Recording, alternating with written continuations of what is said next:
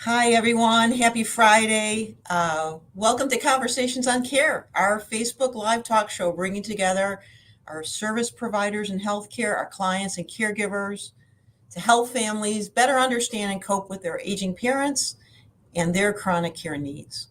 My name is Julie Collada, and I am the founder and president of Open Arms Solutions. And Open Arms is a home care agency serving the Chicagoland area, focusing on inspired home care solutions for seniors at high risk with chronic conditions such as dementia, Parkinson's, other movement disorders. It's our mission to help families through this journey, through their journey, and to know that their loved one is living their absolute best life possible. If you find these shows and dialogues helpful, please like our Facebook page. That our audience is growing, and we thank you for that. And then share the information. We love getting calls from people that have seen a show and say to us, "Oh my goodness, thank you for that information. It was so helpful." That's really what this is all about. With me today is one of our favorite people, Charlotte Bishop, who is a geriatric care manager and founder of Creative Care Management. And our topic today, and this was really, I think, Charlotte's really brilliant idea: no holiday stress, how to make a plan. So that's a great title that gets people's attention, because with the holidays coming and COVID, there tends to be some stress that's going on. And so we thought this would be a really important topic. So thank you so much for joining us, Charlotte. Thank you for inviting me. It's a pleasure to be here. Thank you. So right now, interesting times is probably the understatement of the world. It's an exciting time. It's a happy time. You and I were chatting before we went live about our families coming together, right? Some coming together, some going, a lot of coming and going. But, during this extraordinary time of the last 2 years, almost 2 years, many families have not gotten together and really been in person. There's been maybe Zoom meetings, phone calls, but because of COVID, this holiday season may be the first time that families have been in person and been able to spend some, quality time and length of time with their families. And what we were talking about is that is an opportunity. And can you tell us a little bit more about your thoughts about that, Charlotte? I know, what are some of the things that when when families come together and see their loved ones, what are some of the things that might be observed during this period of time? Primarily, walking into a loved one's home is probably the second and third step in the process. The first is making the initial outreach to plan getting together. And I think one of the very first steps is recognize that, as you said, Julie, a lot has happened over the last 2 years. Families haven't been able to get together. Right. So your very first step, as you anticipate getting together with a loved one, is literally think about who's vaxxed, who is not, how you're going to test. The good news is that the home tests are available. Make a plan with regard to keeping you and your loved ones safe. Once you've addressed that, you can look at the CDC guidelines. Right now, there is a lot of information as to how families can get together safely. So once you've addressed that, make the plan to get together with your loved one. And as you come together, recognize that you need to be very observant about any changes. As an aging life care professional, I often hear families call and say they were surprised at the appearance of a loved one, or they were surprised at how messy home was. Or in my own case, visiting my mom at one point, she was definitely not prepared for my family to come for the meal she had invited us for. She had enough for 2 people when in fact there were 6 of us. So recognize that there are going to be some cues that you're going to pick up as you come through the door. Be aware, be observant. Look for weight loss changes. Look for how clean the home is. Look for the grooming of your loved one. Look for mood and behavior changes, because these are the cues that will help you start identifying where some problem areas may exist. Yeah. Going in with an open mind, open heart, to realize that the year of isolation, the 2 years of isolation, the lack of ability to be engaged in community often takes a toll on our older loved ones. Yeah, absolutely. So number one, great advice about really being prepared to keep everybody safe. Yes.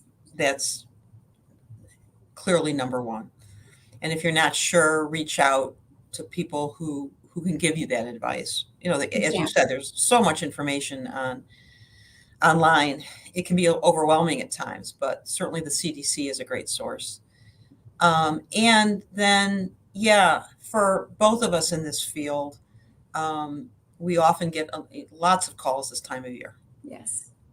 because it is a time where many adult children, even when it wasn't COVID, are spending a little bit more time with their loved one, and they may not have spent as much quality time. And all the cues that you mentioned are, it's just being very observant. It's a happy time. It's an exciting time. People are, really caught up in the spirit of the holiday, and also important to really kind of slow down and be observant, as you said. Exactly. Because I think, unfortunately, the reality is, with the last 2 years of stress with COVID and the restrictions we've lived with, everybody's packing a full complement of expectations, hopes, wishes, dreams for that family encounter. And coming together is going to require extra patience too, because as we encounter our older loved ones, there's that initial excitement of coming together and everybody joining, and yet, there may be disappointment, there may be loss, there may be grief, there may be the experience of having lost loved ones to COVID or other health-related issues that now is amplified because we're finally together. So loved ones visiting loved ones have to be observant, be patient, look for changes, and then recognize that you're not going to solve all the problems in one day. And this is where the patience comes in, and this is where the planning comes in. Because if you're with an older loved one, assess what you're seeing. Is something that, if it's an easily fixable thing, such as adding brighter light bulbs because the house seems dim or there are burned out lights, taking up throw rugs so that you're reducing slip and falls, those are easy problems to address. If you're looking at that there might be old medication sitting on the table or multiple bottles of the same medication, this is something that might indicate a problem. And so as you start to create a very basic outline of things that you might want to consider, that's when you start identifying how you're going to start the conversation with your loved one about some of the issues that you might be identifying, as well as start developing a plan. I am so in favor of planning, because if you don't have a plan, you're reacting. And if all you're doing is reacting to a crisis, you don't get the additional information you need. You are making crisis decisions, crisis fed and fueled decisions. And it creates an anxiety and a negative energy, essentially, for all involved, so that it's not as helpful or life enhancing an experience as it might be. Yeah. And so reaching out to services such as mine as an aging life care professional, or services such as Open Arms Solutions, we can start helping families get the information they need to make the plans that they need to make on behalf of an older loved one, such as, if they need to have help coming into the home, start the conversation about safety. What can be done to help an older loved one live independently? One of the things, Julie, I'm sure you've seen this too. many of our senior clients are, I'm staying at home, you're not going to make me move, Yes. right? Right. And Yes. so if we can help families create a plan of action that honors their older loved ones' wishes to be home, we have to make sure they're safe. We have to make sure that the environment, the social, emotional, economic environment is one that can sustain them. And it doesn't happen in a vacuum. It happens by knowing that from the family member's perspective, they're not alone. We have seen countless numbers of families go through crises. We've assisted them in managing those crises and coming out the other side feeling reasonably intact as they care for their loved one. Yeah. Right? Yeah, And, absolutely. and I think this is where it's so essential to listen to the loved one's wishes and hopes and fears, and yet recognize that we have to have the overarching concern for safety, appropriate autonomy, and appropriate independence, so that if we can bring help into the home, then that enhances life and enhances safety. There may be a point where we have to look and talk with the family about, is it appropriate to look at an alternative living arrangement? Mm-hmm.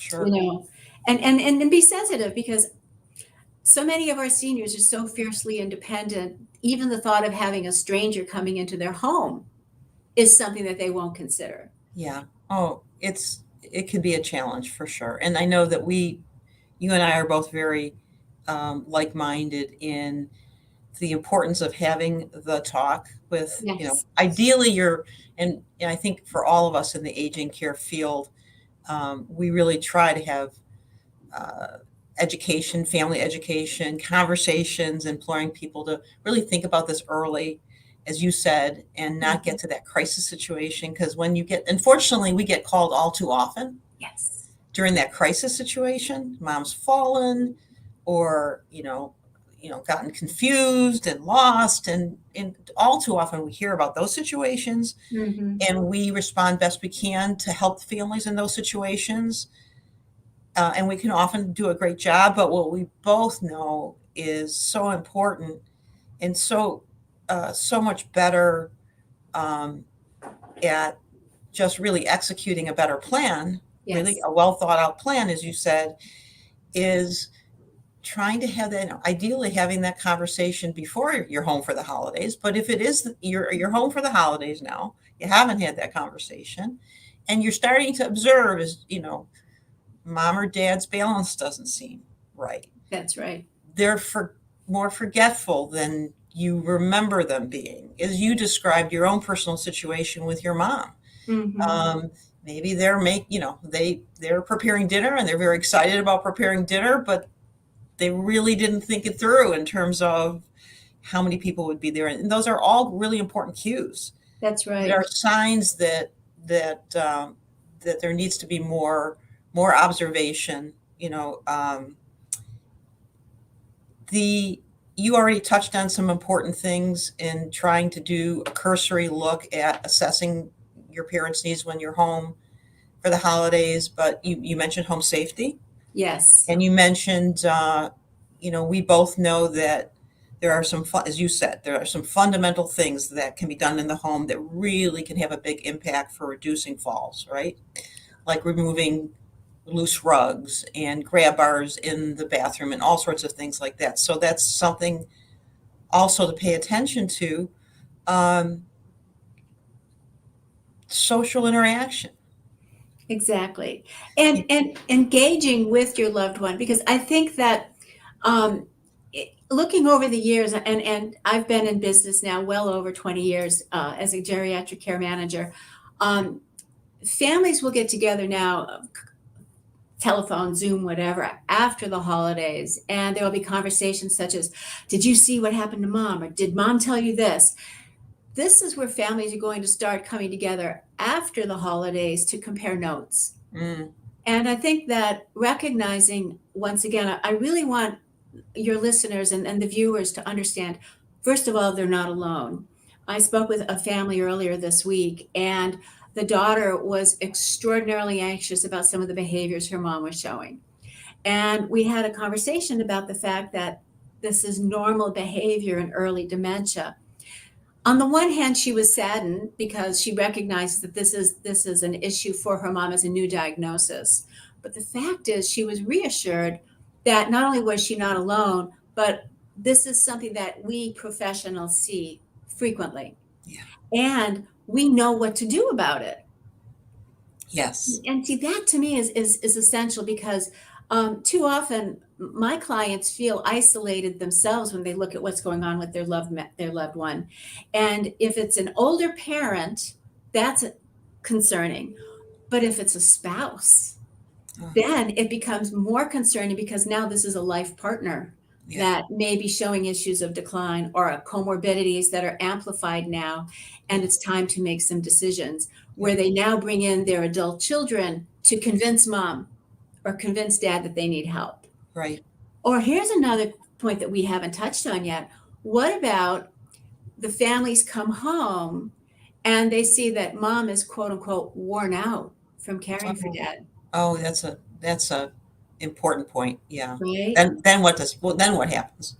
Well, see, this is it. And I think this is where recognizing that there are home care services across the country that can support keeping older loved ones at home and can support the caregiving spouse, so that their personal sense of integrity and concern for their spouse is respected. Because very often I'll hear an older spouse say, well, I promised to take care of my spouse, or I told them that I would always be there for them. Mm-hmm. And frankly, it's to their own detriment.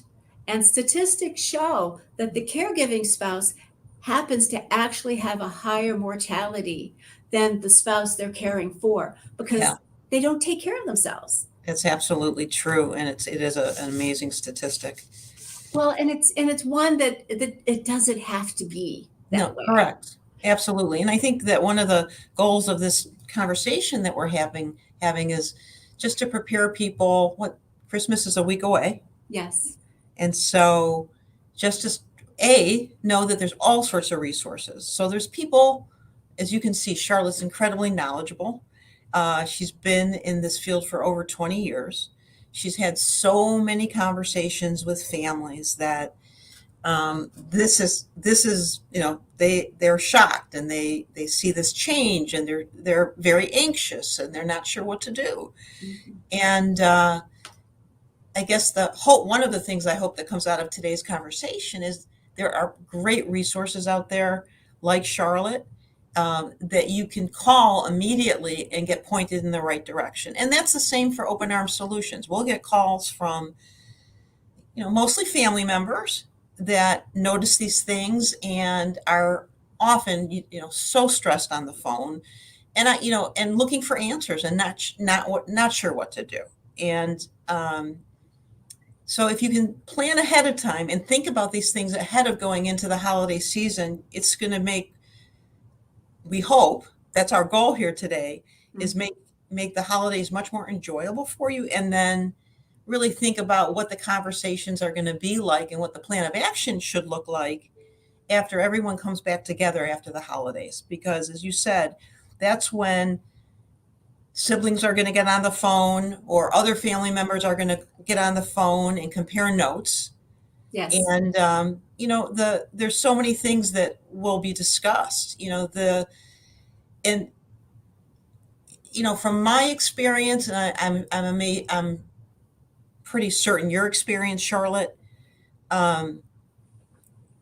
including your parents in the whole process, or your spouse, if that's appropriate, if their cognitive abilities are at a point where they should be part of the process. But even if they're not, you want to you involve them as much as it makes sense. That's right. Mom, dad, here's, I've noticed that your mobility, I'm concerned about that you might take a fall. Or, I looked in the refrigerator and, there might be a need to go grocery shopping, and think about, let's have a plan for making sure we have nutritious things, but involve them. That's right. And even after, you have the conversation with the siblings and come up with an initial concerns and compare notes and have those conversations with the siblings or other family members, then going back to your parents or spouse or, concerned family member and having that conversation together. That's right. And I think one of the points that comes up is with families, there might be one sibling holdout who doesn't think mom and dad are as bad as they appear to be. That's very And common. Yeah. right. And so this is where we've both mentioned starting the conversation. I am a fan of taking notes so that if you have a sibling who is saying mom or dad aren't as bad as you think they are, take notes so that you have concrete examples, so that it's not just your idea or your impression. Great advice. If mom's outfit looks like she's slept in it for 7 days, most likely she probably has, because it's easier not to have to get undressed every night and then get dressed the next morning, right? Or the process of doing laundry seems so daunting because maybe the ability to move the shoulders has been restricted, so lifting up the laundry basket is no longer easy. Or what if they don't want to throw things out because after all, they've spent good money on something? These are tangible things that you can make a list of so that you can approach your loved ones with why you think what you think, and therefore doing the research about what the resources are in the community helps you to have a solid foundation to offer help to your parents. Yeah. And the other piece to that is it's not just physical. There's the psychological issues of fiercely independent seniors, how to support them well, how to also encourage autonomy while at the same time maintaining safety. And safety is paramount, because if you find that a loved one is in an unsafe situation, whether it's hoarding, whether it's a home that doesn't have appropriate repairs, any number of things, there is the local area agency on aging, as well as adult protective services, that if all else fails, you can bring in those resources to bear in order to make your case and move care for your loved one forward. And that's when the resources come in. Very, very important. I'm looking at a viewer question. Let me just take a look at it. You may have already addressed it, but let me just make sure. A common challenge when decline in mom and dad is recognized by adult children is getting everyone on the same page. Yep, that's so important. And you gave great advice about taking notes and giving very specific examples to everyone to explain why you feel the way you feel. Any advice on how to best approach the conversation when there's conflict among adult children? So part of that is giving them evidence. Yes. That any kind of logical present. These are such emotional topics. They are. And the more logical you can make it, and with facts and evidence, that takes some of that high level, at least that's my experience, high level emotion out of the room. But are there any other things that you can think of? Oh, sure. I think recognizing, again, with safety being the overarching concern, safety financially, health, legal, home, all of those factors taking into consideration. What I am more and more during COVID, and quite frankly, Zoom has been very beneficial for me on this front. I will meet with families as a whole, where we will do a family meeting so that the concerned child or adult children will bring forth their questions, their concerns, and we'll have like a round table about what is being observed, what's not being observed, what are the agendas. And by being a neutral party, I'm able to help the family surface what the concerns are, identify the resources, and because I am neutral, all individuals are able to have a better comfort level so that it's not my agenda on behalf of mom or dad. And that helps a lot. And then the other is I work with families behind the scenes also, where if there is a holdout, quote unquote, who doesn't want to have help from mom or dad, we identify what kind of a plan could be created to still support mom or dad, even if there's not a complete buy-in from the other family members. And again, this sometimes touches on the power of attorney for healthcare or finances aspect, because if the POA is the one who has the most concern or has authority to action a plan, then we can work with that. If it's the adult child who has no legal authority, then at least we can identify a plan that they can objectively take to their loved ones and say, this is what I have in mind for mom or dad. How can we make this happen? Because again, it's our agenda to help mom or dad be safe, secure, healthy, happy. That's great. It's so important.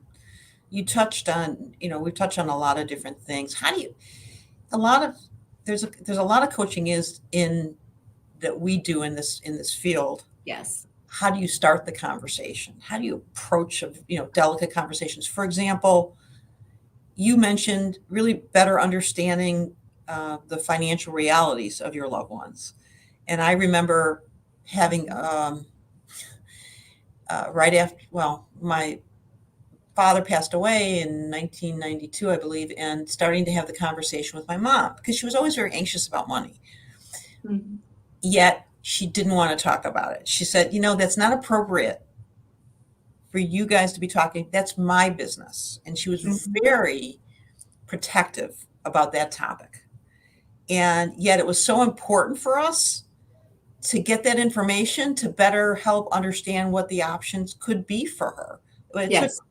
So can you talk about that conversation and some of your experiences about how to broach that conversation and challenges and things to look out for and what's worked, what's successful about that? Because that really lays the groundwork. It does. In our society today, money is such an emotional topic. And, people don't like to talk about money. And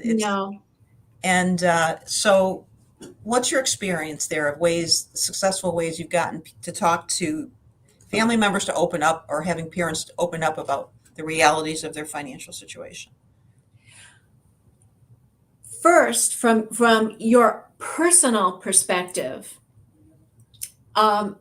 recognize that your parent has been brought up in a time where discussion of money, just like the discussion of sex, doesn't take place. And so everything is personal, private, and we don't talk about that in this house. So with that in mind, again, I come back to the mantra of safety, safety, safety. And you can start from the conversation with, Mom, it occurred to me, and you can cite a friend, you can make up a friend, because the question is more, what's your goal in conversing with your loved one? I was talking to my friend the other day, and her mom had to be rushed to the hospital.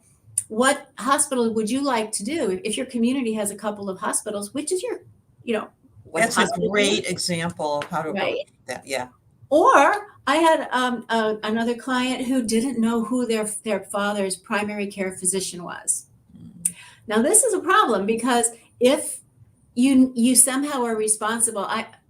Backstory was I had a client who was found wandering, and in a grocery store, the police brought them home, and it was a call to the son about, hey, who's your father's doctor? Blah, blah.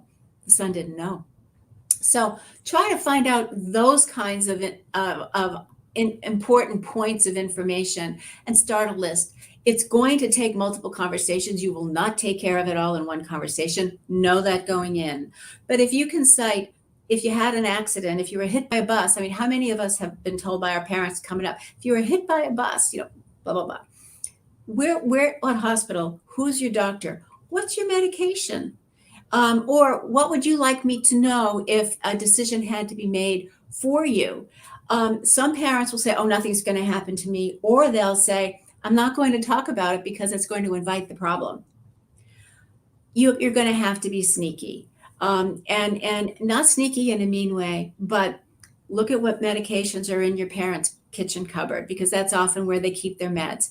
Make a list of it. See who the prescribing doctor is. Keep that in a notebook. Recognize that you're going to have to be almost a little bit of investigator, where you listen to the cues that your parent says, where I've been to the doctor, or I have this ache and pain. Well, how long have you had that ache and pain, Mom?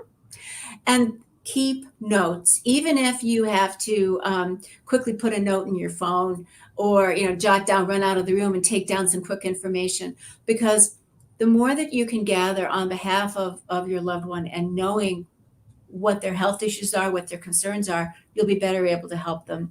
And then again, coming back to starting the conversation, come from a position of love and non-judgment. Because if your parent feels judged, or that you're somehow going to take this information and use it against them, they're not going to want to share. So try multiple ways of getting the information you need so that you can help your loved one in the event of a crisis. Gather resources about within the community so that you have a little list. Know about Open Arms Solutions. Make a contact there so that you can call them up in 6 months and say, we talked 6 months ago about my mom, and now it's time to act. Those actual tangible steps that you can do are going to do a lot for your peace of mind, so that when the crisis happens, and I guarantee you it will happen, it's not a question of if, it's a question of when. Absolutely. You've got some information in your back pocket that you can call upon. And best of all is start collaborating with your sibs. Talk to your siblings about, what are we going to do? Going to do in caring for mom and dad. I think that too often there's typically a person within a family constellation who's identified as the caregiver. Yes, there is. And often it's by default. Right.